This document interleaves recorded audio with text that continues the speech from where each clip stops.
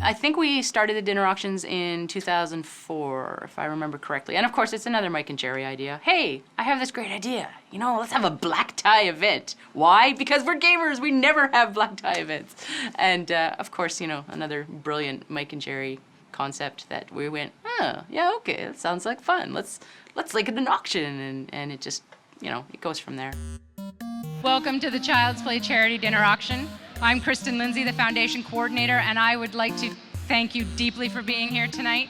Yeah, this dinner, it's definitely very, very holiday oriented. I mean, there's a Christmas tree, which last year we had Brian decorate, which is funny because he's Jewish.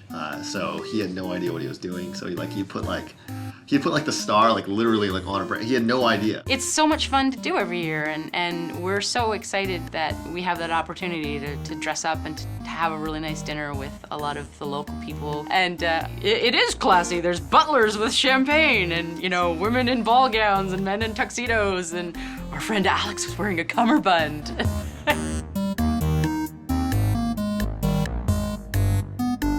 Is everybody ready to bid on things? That's good. This device is called the Omega Claw. $3,000. I'm not messing around with you people anymore. He says five. He said 313 says $5,000. $5,000 in the back, ladies and gentlemen. Let's hear it for him. He just switched hands. That's how much bigger. 10 grand. I'll give you a moment to think about it. It's an awful lot of money. 13? 13,000. What? When they found this machine, it was full of pornography and underwear. That's what they want. $15,000. Going once. Going twice. Sold. $15,000, Wow. ladies and gentlemen. Number 115. Very dramatic. Very tasteful, sir. Well played. Usually we're trying to create a dramatic arc where those bids end up at the end, but that's fine. Yeah. That's okay. Had awesome support, and you know, we raised a lot of money. We raised over 180,000, almost 184,000 last night. When you think about it, that's how long were we there? Like 3 hours? That's a lot of money.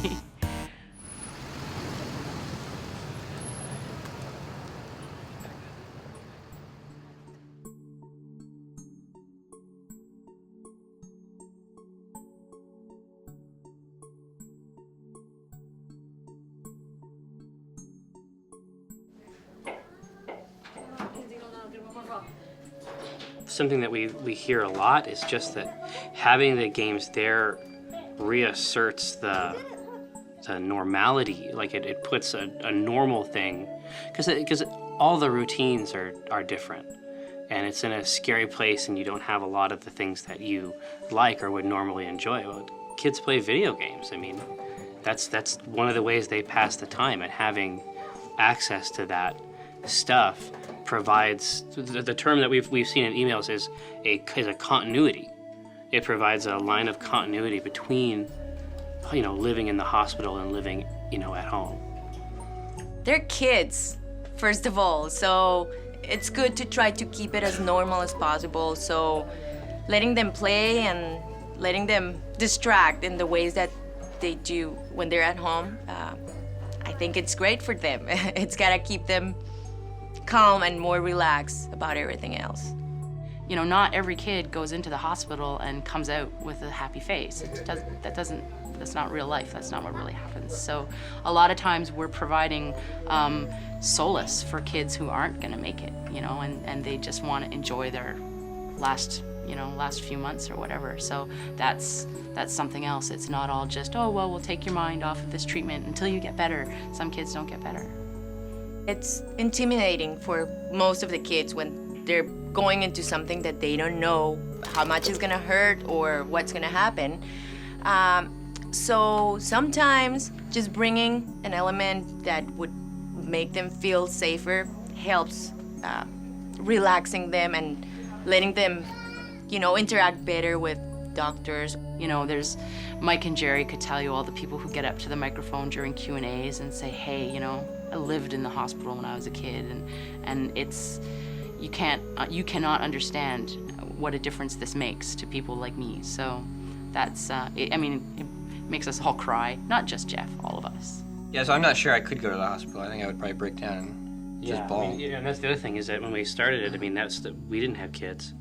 Yeah. We knew that it was the right thing to do, but it wasn't direct. You know, we had to sort of emulate a parent's thoughts, and that's not something we have to emulate now. My son came in with respiratory failure, so that turned out to be something that they haven't quite discovered yet. It's called bronchiectasis, is I guess the symptom that he has. He just was treated for an inability to move mucus out of his lungs. So that collects and he will make him sick, over time. It's difficult to see sick kids at all, and then it's so much worse when it's mine. So, but it's an impact, it's every bit of information that I get is, like life-changing. And it's lucky enough that he's still kind of small enough to not quite grasp what's happening, He just sees this as summer camp, that in a room where he can't leave. Other days are worse than others. He's been up till like 1 in the morning for the last week straight. So occasionally he'll have 4 or 5 days on of just go, and then a day of I don't want to do anything but watch movies. And bringing him up here, he gets to meet other people, he gets to talk, he gets to kind of really be creative with what he feels like doing versus what is structured, with his treatment and stuff like that. So it's definitely better to get him out here. I was surprised at how big this place really was. I mean, the hospital in general, and then we come up to the playroom. I thought it was a room, and it's a huge area. There's chess, there's music, there's toys, there's games, art, everything. So he can really just kind of go nuts. It's hard for kids to cope with hospitalization or some of the procedures that they have to undergo when they're here in the hospital. So one of the ways is engaging them through play and distraction. We've talked to enough people, like both at the hospital and just parents have, sent us emails. Right in. We've seen enough of that to know that games really help these kids. That, anything to take their mind off the situation, anything to distract them. We hear quite a bit about doctors coming in and saying, well, you may not be aware of this. And it's true, we weren't at the, when we started, we had no idea. We thought, well, playing games is important because you're bored. But there's actually a lot of, medical reasons why kids need to play. I know that we funded research before, and Research into whether or not kids on dialysis machines would ask for less pain medication if they were playing games. Kids who are playing games, or and there have been lots of studies on this. It's really interesting. They are they're requesting less pain medication. They're more compliant with procedures. Like compliance is something that's really important in pediatric medication. Like if you're trying to put a kid through dialysis or chemotherapy or something like that, that's not fun, and kids will just shut right up and not want to do it. But if they have a DS in their hands, it might be easier to put that chemotherapy drip on. And so they're always looking for ways to get kids to comply with procedures and treatments and things like that. And distraction is a big part of that. And video games really help because it's quick, it's easy, it's fascinating. For a lot of kids, it's not something they have access to at home necessarily. So they're like, woohoo, get to go to the hospital and play a game. And it can change the outlook a little bit. And these kids, they're showing, we're seeing amazing statistics that say these kids recover faster, they're more compliant, they want less, pain medication and things like that. So they'll send us these studies, these doctors, and say, look, it's a real thing. This actually happens. It's just one of those things where we can say, hey, this really is important on a level that we didn't even know when we started. So it's exciting to share that with the community because then they can see that their donations are making even more of a difference than we even thought at the beginning.